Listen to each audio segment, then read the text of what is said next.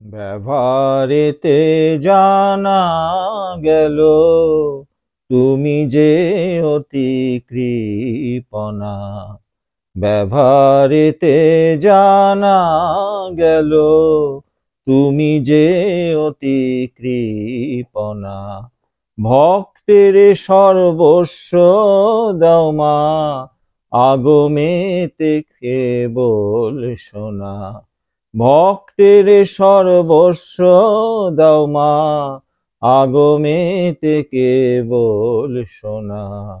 ব্যবহারেতে জানা গেল তুমি যে অতি কৃপণা। ব্যবহারেতে জানা গেল তুমি যে অতি কৃপণা।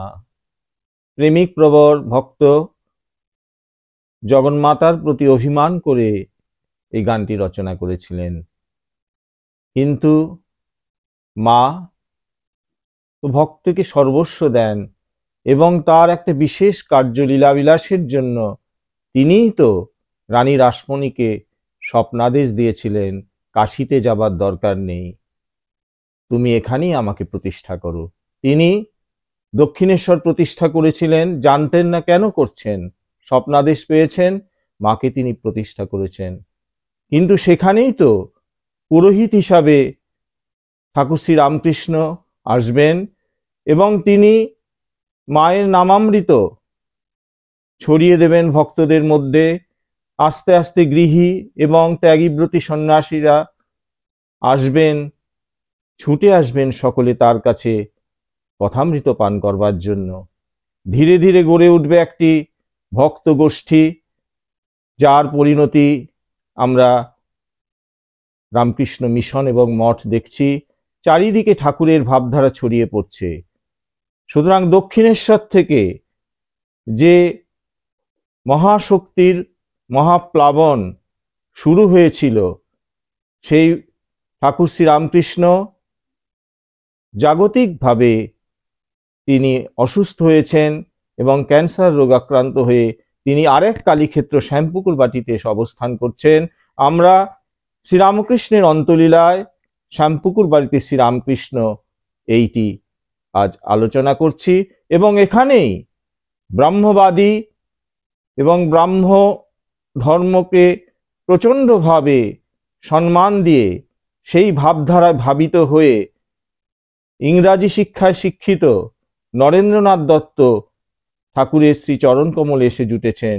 তিনি কালী মানেন না, কিন্তু ভগবান শ্রীরামকৃষ্ণ তাকে কালী মানাবেন।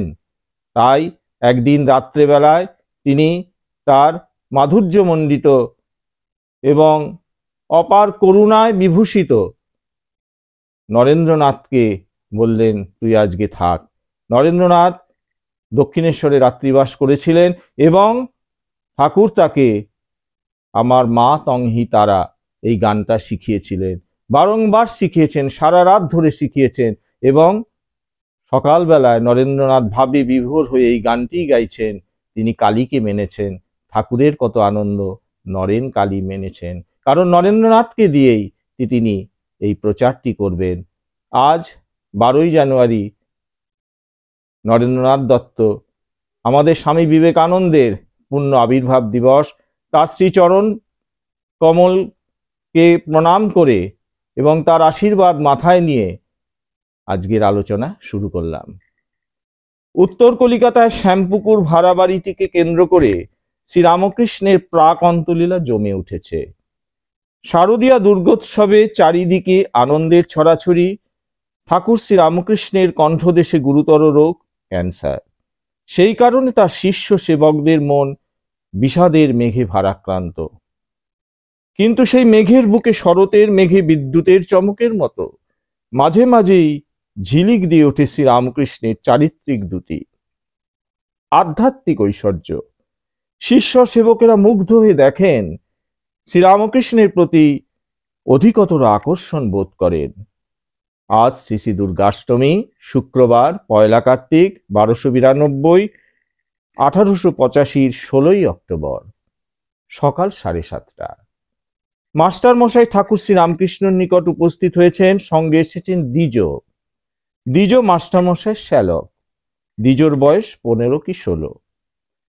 তার বাল্যকাল থেকে ঈশ্বরের প্রতি অনুরাগ, ঠাকুর তাকে খুবই স্নেহ করেন। আর জগন্মাতার মহাপূজার ভাব সত্য ক্ষণে ক্ষণে ঠাকুর শ্রীরামকৃষ্ণের দেহ মনে আছড়িয়ে পড়ছে। তিনি তার কঠিন রোগের কথা ভুলে গেছেন। মাঝে মাঝে তিনি ভাবে মাতোহারায় উঠছেন। মাস্টার মশাই লক্ষ্য করে দেখেন শ্রীরামকৃষ্ণের দেহে বিচ্ছুরিত হয়েছে গভীর ভাবের পূর্ব লক্ষণ, রোমাঞ্চ, কম্পন ইত্যাদি। ক্রমে ঠাকুর শ্রীরামকৃষ্ণের ভাব প্রশমিত হয়। ভক্তের চিরকালের আকুতি আরোপ করে তিনি ভক্ত দেবেন্দ্রনাথ মজুমদারকে লক্ষ্য করে বলেন, জগৎ ব্রহ্মে মজে আনন্দ করছে, আর আমি রইলুম পড়ে। ভাবের মলয় উপস্থিত সকলের হৃদয় শিহরণ তোলে। এবার ঠাকুর তার নিজের মাথায় ও পেটে হাত বুলাতে থাকেন।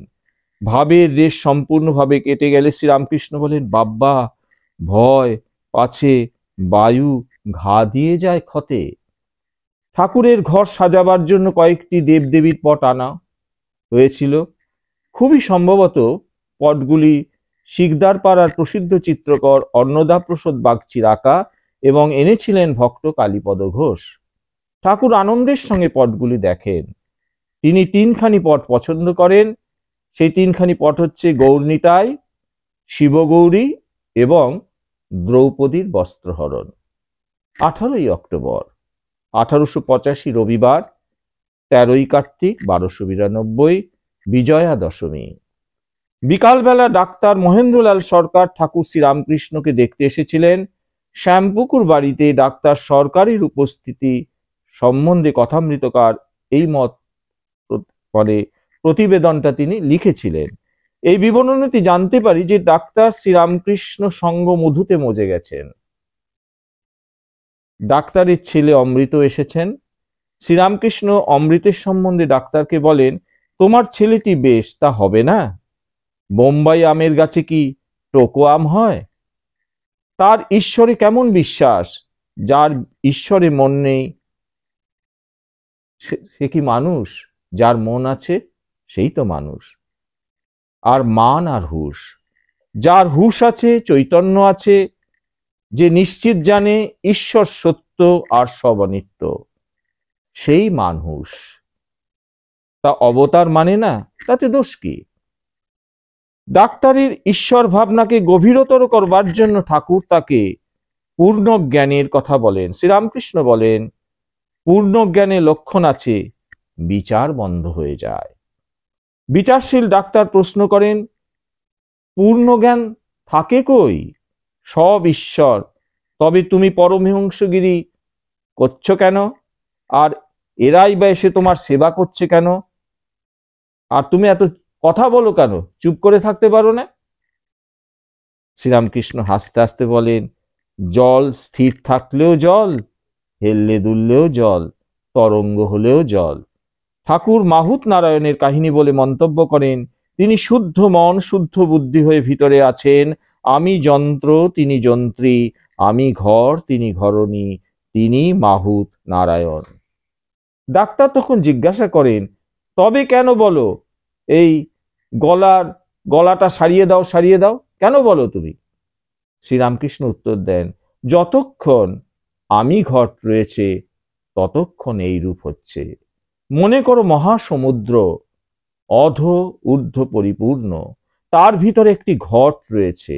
ঘটের অন্তরে বাহিরে জল, কিন্তু না ভাঙলে ঠিক একাকার হচ্ছে না। তিনি এই আমি ঘট রেখে দিয়েছেন। অপূর্ব। আলোক স্নাত ডাক্তার সরকার চলে যান। আজ বিজয়া। ভক্তেরা সকলে ঠাকুর শ্রীরামকৃষ্ণকে সাষ্টাঙ্গ প্রণিপাত করে তার পদধূলি গ্রহণ করলেন। তারা পরস্পর কোলাকুলি করতে লাগলেন। ঠাকুরের এত অসুখ, কিন্তু তিনি সবাইকে ভুলিয়ে রেখেছেন। প্রেমালিঙ্গন ও মিষ্টি মুখ অনেকক্ষণ ধরে চলতে থাকে। শ্রীরামকৃষ্ণ কথা প্রসঙ্গে ডাক্তার সম্বন্ধে বলেন, ডাক্তারকে আর বেশি কিছু বলতে হবে না।